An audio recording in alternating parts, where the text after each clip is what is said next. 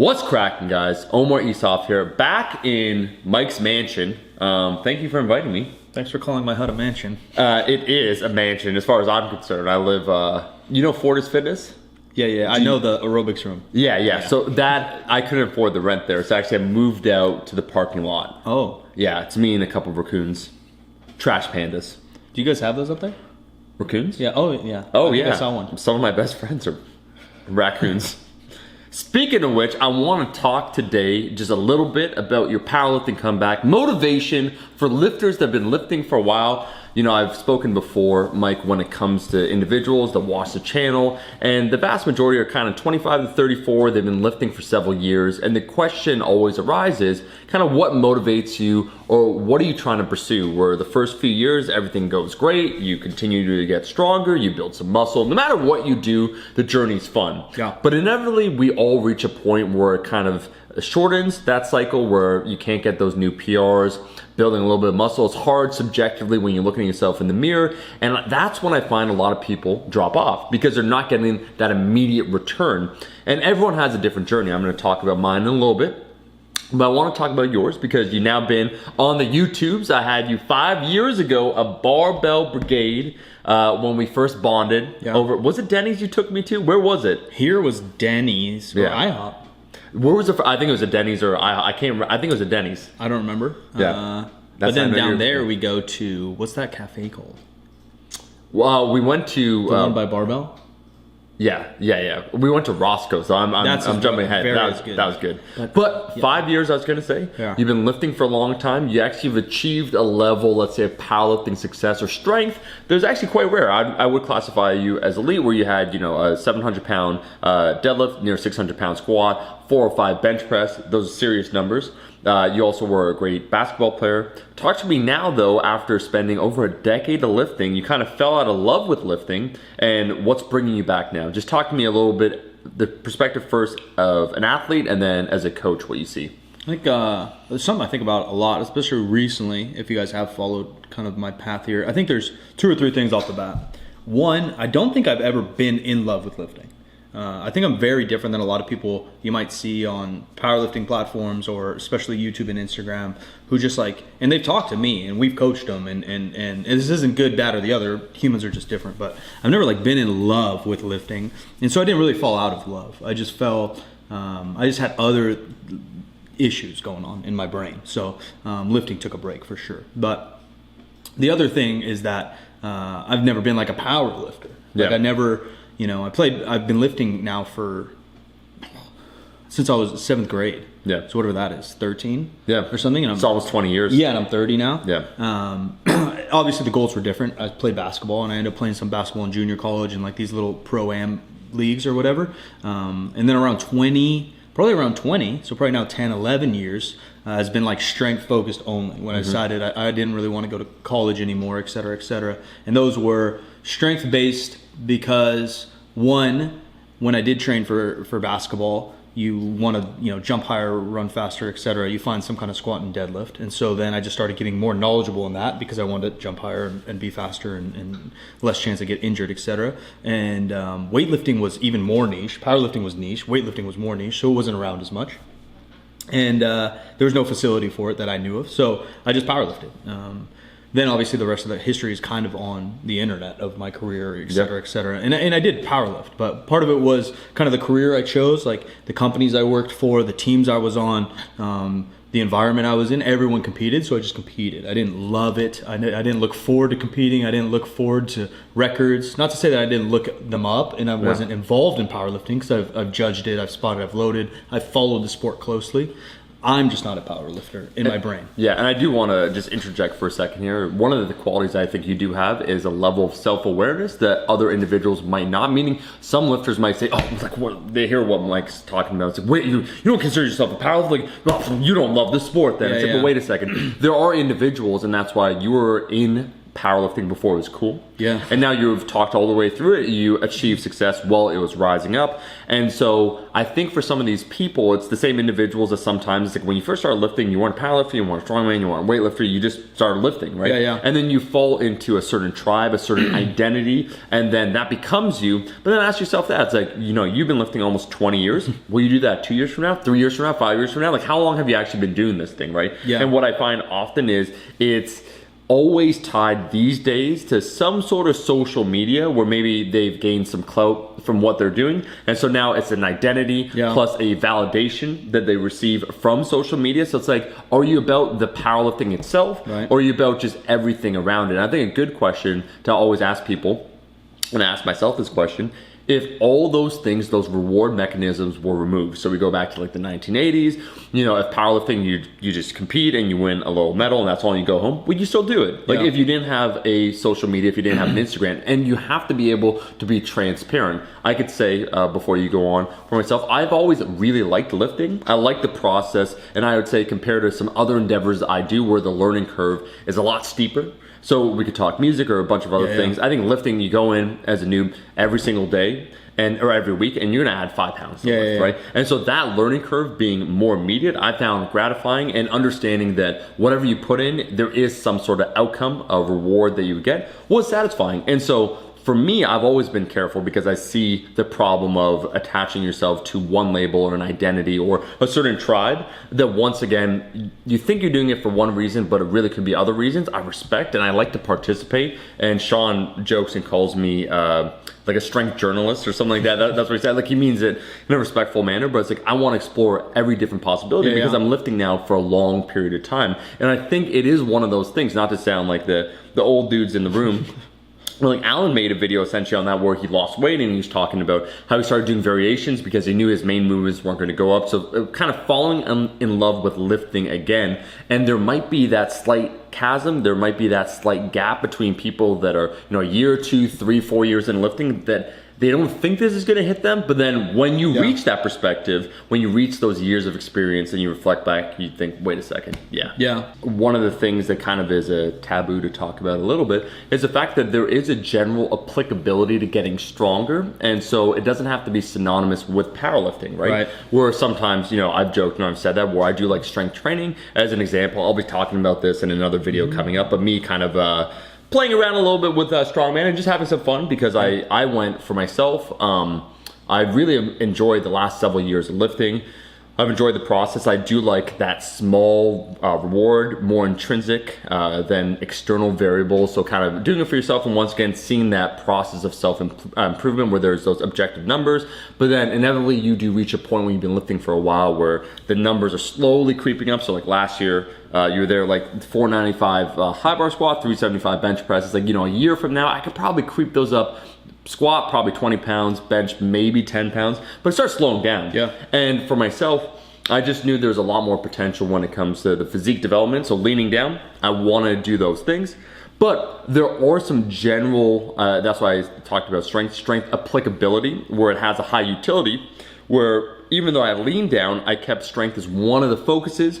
And that's why even doing strongman or starting out with it, having that base allows you to do other things. So I think there's a reason, even if you don't identify as a powerlifter, why some of this training methodology is very applicable for a lot of individuals.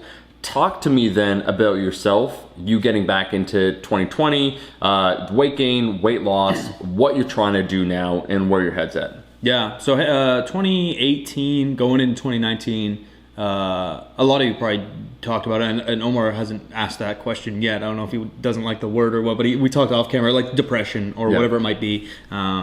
And I've dealt with stuff like that my whole life, some dark times, some non-dark times, and a lot of people do. And some people, it might be mild and they just call it mood swings. And other people, they might call it depression and not be diagnosed, and they just have weeks where they have low energy. And that was kind of me. I never been diagnosed. I have gone to a therapist for a lot of my life, but not because of a thing, just because health or whatever, right?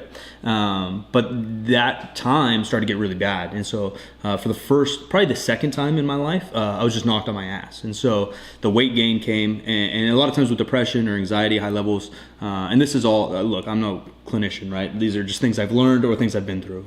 But Dr. Phil. Yeah, but things I've learned through myself or I've learned through my counselors. But it can go like one or two ways when you're deep in these things. You're going to either not eat and have a lot of struggles there, and I went through that phase for like 6 months. Where I had to force feed myself, I had no appetite. And then I went the opposite way, which is also common. And it happens with your sleep too. Sometimes you don't sleep at all. I was going like days on end not sleeping. Yep. And then you go on days and you're like, man, I've been in bed for 14 hours. Like, what the heck's going on? And so I went through kind of all these phases over the last probably 13 months. And at some point it was just getting, baggage on baggage and whatever from my past and me and how I'm kind of pieced together, which we all have our issues. But point is, it got so bad, kind of my counselor and I like built a game plan, and part of the game plan was like stop forcing things, right? Because I would either force pressure on myself or force work on myself or force gym on myself or force whatever. It's like, all right, let's draw some of these back and then we'll slowly build them back in, hopefully in a healthier manner. Yep. And I told him, like, I rewire those patterns. Yeah. And I was like, I just hate the gym right now. Like, I go because it's part of what I do. I was going to the gym every day. Yep. I was like, I have an ADD and like almost anxiety attacks in there. Like, I could do a set of something and then I want to get the hell out. And so that was part of the plan. So a couple months, I think I took 2 or 3 months, no gym. The weight gained obviously because I'm moving less. Yep. 2020, I don't know. I do want to get back into the barbell, see what my little body can do, but for no real like particular reason. Everyone thinks like a comeback means you got to step on the platform and lifetime PRs. That'd be great. I think I do have a lot of room to grow as a power lifter and lift more weight, and that would be awesome if things line up at that point. I definitely want to lose weight. I'm just not comfortable. I'm like 225 probably right now, 228, and that's just not a good body weight. Yeah. I'd rather be around 200 pounds where I feel like physically I feel good. I can run, jump. Mentally I feel good. I'm a little more confident. Obviously being a little leaner always just helps. And then strength, we'll see. I was going to say, I think that shows actually your maturity where you don't even want to label it. It's like, it's a comeback, but also being aware that might you pass your strength? Maybe not. It's like, what does this journey hold? Who's to say you're going to give it your best effort? But the old rah-rah, I think we get attached to that Rocky idea, the montage. We're like, come on, like, you need to do these things. Like, those are very important. But when we talk about a holistic framework of lifting, I think that's very important because what I've personally seen, man, I'm an old hat on YouTube. Not age, but the length of time I've been on here since basically a teenager, like last decade or whatever. Being on YouTube, just putting out content, and the amount of people that I've seen start YouTube channels grow. So forget the subscribers where, I spoke about this before. My university crew of people that I started lifting with, the 2 people that still do it basically do it as careers and they're coaches, and that makes sense because they're more in love with it. Yeah. But compared or to you're the 8 more people, stuck either way. Or they might be stuck. Yeah. But how many channels have started and stopped and fallen off? And that's why they're what it would be called the survivorship bias that occurs on social media, or via the positive reward mechanism. So we want to always hear the story. We want to be told the things that we want to hear. We're more receptive, so we want to hear the Rocky story. I overcame this, and that is very important. I think setting yourself up for success, having a positive mindset, integral.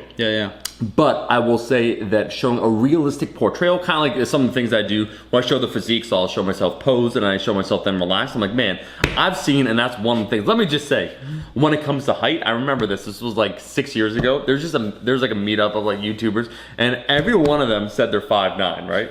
And then I meet up with them, and you're actually like 5'9", 5'10". And I'm like this much taller than everyone. I'm like, what's going on here? But everyone benched 350, and then we're working out, and all of a sudden we only have 2 plates. 225 is feeling like a grind. Oh, must have misgrooved that one. I'm long flight today. Misgrooved 100 pounds. So I think it's very important. And I think what you're doing, Mike, is important. And I think even if you don't think this applies to you when you're first starting out, because you might be full of vim and vigor, and I understand that, I think a few key takeaways, and then I'll ask you the same question for everyone watching this right now, is to really explore the why. And that's kind of right now with Iron Culture, myself and Eric, one of the things, the philosophical bent that we try and explore with lifting is what motivates us and how that changes over time and how that's okay. And if you want to make this a lifelong journey, experimenting with different things can sometimes be useful. Where I saw Eric, he did his bodybuilding show, and then now he's doing strongman. And for myself too, the same idea where I had you were there actually down here when I was here last time. A little bit of a knee issue, just working through it. So the traditional 3 were, I was thinking to myself, maybe to compete in a powerlifting meet, but that was proving a little bit troublesome. So it's like, okay, how do I adapt? Let me lose some weight, lost some weight, feel good. It's like, guess what? My deadlift and my overhead press feels all right. Let me try strongman. So I think being adaptable, one of the things I'd say is being adaptable, and to be a little nebulous isn't a negative thing here. Yeah. Well, I think sometimes people, not that, an individual gets accused of being a flip-flop, but people admire too much so consistency. Where it's like, I was born a bodybuilder, I'm gonna die a bodybuilder. 700 or my arms are ripping off my torso. Right. And then we see, realistically, I do see some of those lifters that maybe the choices that they've made over time, 10 years from now, they're not the best choices. Or once again, burnout that's very real and people don't talk about, right? And also, the turnover of raw powerlifters is probably even worse than the turnover of YouTubers. That you just mentioned, right? Yeah. Like, and then let alone let's know, a broader audience of just the general public that wants to get in shape. Like that turnover is probably even greater than that, you know, and that's for anything. Yeah. Lifting's hard and the gym's hard, but that's building a new routine in anything. Eating healthier, walking in the morning, wanting to be a musician. How many people probably said this January just the same, like, I really want to learn guitar in 2020. Right. And who's taking lessons or practicing? And your ass still can't play the C chord. No one's doing anything. A chord, anything. Give me that guitar. Give me that C right now. You know what I was going to say is that maybe for 2020 the mood is the renewed Conor McGregor. Because he came in all cocky, got his ass whooped by Khabib. I mean, just absolutely demolished. He ran his mouth too much. He was a little more modest in this last fight. And this time, rebuilt himself, came up with a new game plan. A little bit more humble. A little bit more years under his belt, and then he did all right. I do wonder how much of that is maturity. I wonder how much that is coaching, and then potentially him. And then I also wonder how much of that is the fact that maybe he has more respect for Cowboy. Sure. Because Khabib's kind of the new guy in the UFC in terms of, beside the point. Khabib is great. Mike, any closing thoughts or statements? You kind of went over a little bit your journey, but general applicability for everyone listening? Yeah, I think the why is huge. And if you don't have a why, that's okay. You can find it. It can change, kind of like you said. My why has changed. I don't know my why right now. Lifting, moving, training, coaching, YouTube, it's just kind of a part of who I am after a decade and 20 years of lifting. So I just encourage you to look inward, think about things. It's okay to spend time alone and think about things. It's okay to switch your goals, like you said. It's okay not to have a direct goal. It's okay not to go 100% into one goal. And it's also okay to go 100% into one goal, but not have blinders on to the rest of your life. Sure. I reached a 705-pound deadlift, which is decent, not earth-shattering, but I didn't ignore my mom. I had a girlfriend at the time. My friends were still around. I still hold like 3 jobs at the time. Like, you can do multiple things without thinking you have to do this. And people will probably argue that point. Well, this guy, he hasn't seen his mom in 10 years. Example. Like, yeah, that doesn't mean they're doing it right. That doesn't mean they're doing it optimally. You can make excuses for whatever you want and self-justify all you'd like, but multiple ways to get things done, multiple goals, multiple ways. And best of luck in your 2020. Yeah, man. And all I'd say in closing is maybe try and cultivate that discipline. And the concept, once again, asceticism is the denial of certain things. So traditionally, people would do fasting. That's kind of lifting in general. Where I think sometimes being uncomfortable and being, it's not a highlight reel every single time. So being dissatisfied is perfectly okay. But cultivating the dedication and discipline necessary to see you through all those times, just in general in life, so you have a certain sense of robustness, or as Nassim Taleb would say, anti-fragility, I think is a really good idea. But Mike, I just want to thank you for being on. Make sure everybody check out his channel. He's posting content every single Monday. Every Monday, kids. On the YouTubes. Go ahead and subscribe. Thank you so much for watching the video. If you like the damn video, you made it all the way to the end. I mean, they made it all the way to the end. Might as well follow me on Twitch if you're here. That's what I'm saying, too. Right? If you like video games and you want to hang out with the boys, like the damn video, and we'll see all you guys, my rascals, in that next one. Peace.